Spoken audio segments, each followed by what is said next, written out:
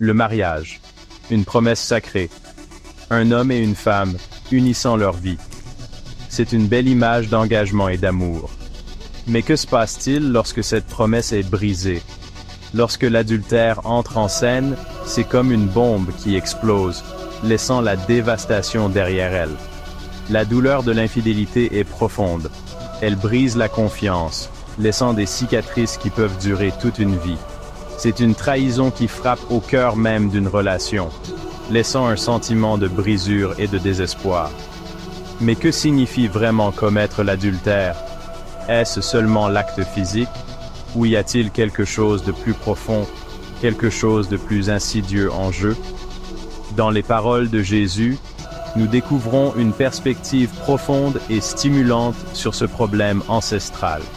Une perspective qui plonge au cœur même du désir et de l'intention humaine. Vous avez appris qu'il a été dit « Tu ne commettras point d'adultère ». Mais moi, je vous dis que quiconque regarde une femme pour la convoiter a déjà commis un adultère avec elle dans son cœur. Matthieu, chapitre 5, versets 27 à 28. Ces versets, tirés du sermon sur la montagne de Jésus, nous secouent profondément. Ils remettent en question notre compréhension de l'adultère, la poussant au-delà du domaine physique et jusque dans les chambres secrètes de nos cœurs. Jésus, dans ses enseignements radicaux, ne se contente pas de répéter une vieille loi. Il dévoile une vérité plus profonde. L'adultère commence bien avant l'acte physique. Il prend racine dans le terreau fertile de nos pensées et de nos désirs. C'est une rupture radicale avec les interprétations légalistes de l'époque. Jésus ne tolère pas l'adultère. Il en expose les origines, nous montrant que le péché commence dans les recoins cachés de nos cœurs, bien avant qu'il ne se manifeste dans nos actions. Les paroles de Jésus nous forcent à affronter une vérité difficile. Nos cœurs sont souvent un terrain fertile pour le péché. Pensées lascives, désirs impurs, regards concupiscents, voilà les graines de l'adultère, plantées dans les jardins cachés de nos esprits. Il est facile de se concentrer sur les actions extérieures, de croire que tant que nous ne franchissons pas certaines limites physiques, nous sommes hors de danger. Mais Jésus démantèle cette vision superficielle, nous montrant que la vraie pureté est une question intérieure. Il ne suffit pas de s'abstenir de l'acte d'adultère, nous devons également garder nos cœurs contre l'insinuation insidieuse de la convoitise et des désirs impurs.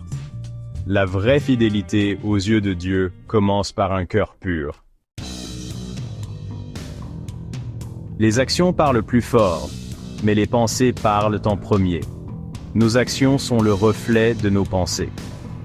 Ce sur quoi nous nous attardons dans nos esprits façonne inévitablement notre comportement. Si nous entretenons des pensées lascives, si nous laissons notre regard s'attarder là où il ne devrait pas, nous créons un chemin pour que ces désirs se manifestent dans nos actions. Imaginez un barrage retenant un fleuve impétueux. Le barrage représente nos actions extérieures, le fleuve nos pensées et désirs intérieurs. Si le barrage est solide, il peut retenir même le courant le plus fort. Mais si le barrage est affaibli, si des fissures apparaissent, l'eau finira par le percer, peu importe nos efforts pour la contenir. Nos actions extérieures ne sont aussi fortes que les pensées et les désirs que nous laissons s'enraciner dans nos cœurs. La pureté, une question de cœur. L'enseignement de Jésus sur l'adultère nous met au défi de rechercher un niveau de pureté plus profond, qui s'étend au-delà du comportement extérieur et pénètre les profondeurs de nos cœurs. C'est un appel à examiner nos pensées, à garder nos yeux et à cultiver un cœur qui trouve sa joie dans le plan de Dieu pour l'amour et la sexualité. Il ne s'agit pas de vivre dans la peur ou la répression. Il s'agit d'aligner nos désirs sur la volonté de Dieu, de rechercher son aide pour surmonter la tentation et de permettre à son esprit de transformer nos cœurs de l'intérieur.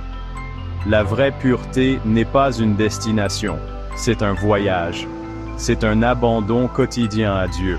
une recherche constante de sa grâce pour surmonter nos faiblesses et vivre pleinement son amour et le plan qu'il a pour nos vies.